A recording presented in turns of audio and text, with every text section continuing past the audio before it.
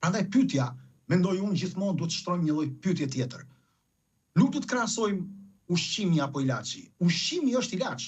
Pyetja do të jetë çfarë ka nevojë personi në këtë fazë. Ndonjëherë ushqimi është trajtimi kryesor, por ndonjëherë nuk mund të jetë trajtimi kryesor, sepse për të mbrojtur organet mundet të kemi një ndryshim tjetër, të cilën duhet të gjejmë shkakun dhe patjetër këtu paraqitet mjekësia, por për tërë jetën tonë, një person konsumon afërsisht 70-80.000 vakte dhe ju kujtoni që 70-80.000 hedhje karburanti në një makinë janë të parëndësishme për gjendjen e makinës si do të jetë në të ardhmen. Gabimi i mjekësisë është arroganca e saj kur e ndan ushqimin nga mjekimi, e injoron dhe i jep rëndësi vetëm pjesës dërmuese të kimikatit laboratorik siç është ilaçi. Cili është qëllimi? Pse nuk na thuhen këto gjëra? Pse na mbajnë kompani farmaceutike pra? Të them unë diçka për kompani farmaceutike nëse po aq fuqishme janë duke dominuar shtetet, duke dominuar politika. Ato kanë krijuar lobet më të mëdha farmaceutike, kanë dorë shëndetin tonë. Ne kemi dorëzuar lirit tona tek ato pa kushte, këtë ta dim. Sepse sot nuk janë mjekët dhe shkencat dhe ekipet mjekësore që vendosin. Janë kompanitë mjekësore dhe farmaceutike. Le të shikojmë vetëm një urim tim. Te gazeta New England Journal of Medicine u pa një studim ku përfshiu mijëra mjek. 94% të mjekëve kishin marrëdhënie me industrinë farmaceutike. 83% merrnin bonuse nga kompanitë farmaceutike. 35% merrnin ribursime për konferenca dhe për edukim shkencor, mjekësor për të rritur gradat. 28% kishin marrë pagesa për konsulenca, leksione dhe përfshirje në prova klinike. Pra sot mund të themi, sëmundja është biznesi më i madh i gjithë kohërave. Në çdo kohë, kompanitë farmaceutike kanë goditur të mendja jote, të mendja të gjithëve, frikën që ti do sëmuresh. Ata kanë prodhuar ilaçe pa u shpikur sëmundjet dhe sot po prodhojnë po prodhojnë sëmundje të reja për këto ilaçe. Kompanitë farmaceutike prodhojnë pesticide dhe helme. E dini ju për fushën gjithë ato që marrin të perimet dhe antibiotik për kafshët. Madje një nga kompanitë më të mëdha të botës, e cila Komiteti Evropian e miratoi përsëri për prodhimin e glifosfatit në drithra, e cila është një pesticid dërmues i ADN-s tonë dhe kancerogjen, përsëri Komiteti Evropian e ka çuar më tutje, ka thënë edhe 10 vjet mund të përdoren, sepse janë lobet që kanë ndryrë. Dhe këto pesticide futen në trupin tonë nëpërmjet ushqimit. Po 80% të antibiotikëve, a e dini u që jepen kafshëve? Prodhimi i antibiotikëve shkon te kafshët, kalon në gjakun dhe në organet e tyre, kalon tek mishi i tyre, kalon tek ushqimet tonë. Pra, sot i është krijuar një ide nga këto kompani dhe nga mjekësia që i kanë dhënë urdhër që ilaçi është mjekimi bazë. Jo më kot sot prodhojnë qindra barna të reja që jepin mjekëve. Sot kompanitë farmaceutike janë baronët e drogës, si baron droge, që sponsorizojnë çdo gjë për të mbajtur në këmbë këtë lloj sistemi. Të zëm dy fakte më të shkurtra fare. Diabeti sot sjell rreth $500 miliardë nga ilaçet në vit. Hipertensioni $800 miliardë.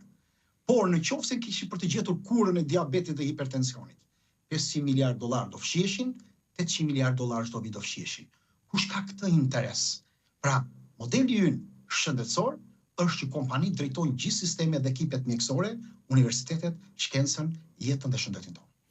Zotëri, ju thatë pak më herët që mjekët duhet zbulojnë pse u sëmur dhe jo kur sëmuret duke e mirëmbajtur ose duke rehabilituar me anë të medikamenteve.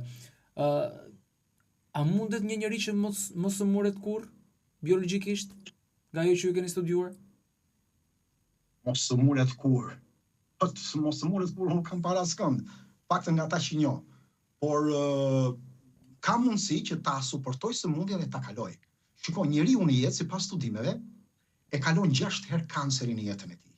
Ky brezi tjetër që vjen do ta kaloj pak më tepër, prandaj edhe probabiliteti sa më shumë mundet ta kaloj në trup, aq më mund të zëj.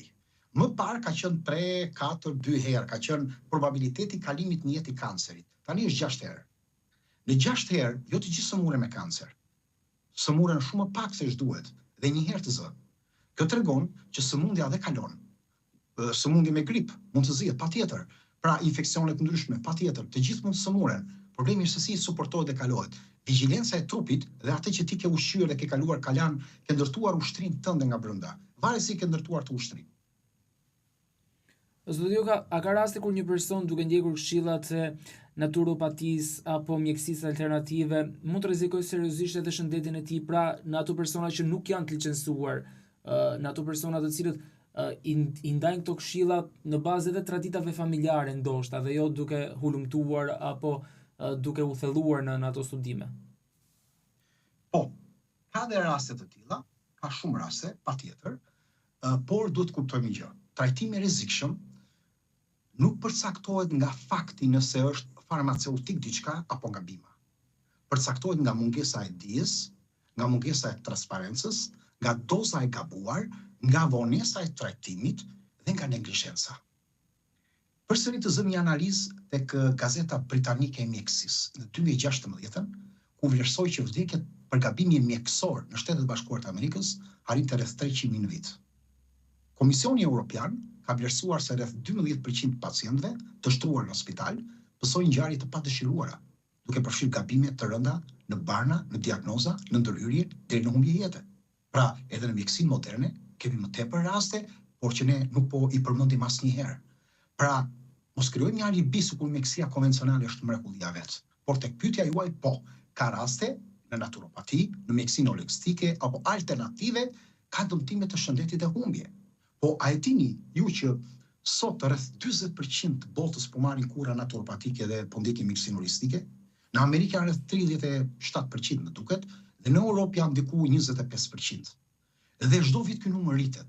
Atëherë si ka mundësi që bie kurimi tek mjekësia konvencionale, po shtohet shumë mjekësia alternative në botë, pa të ardhura, pa reklama, pa promovim dhe kaq fort me kompanitë farmaceutike. A shpjegoni dot? Po, sepse në shumicën e rasteve kanë gjetur zgjidhje që nuk kanë gjetur dot tek mjekësia konvencionale.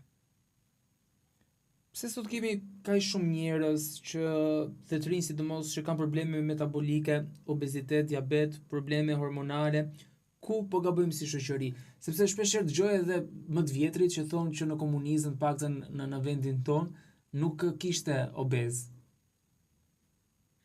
Çfarë nuk është të obeziteti? Ne sot e kemi transformuar trupin ton të jetojë në një botë që biologjia e trupit ton nuk e njeh më. Ky është problemi.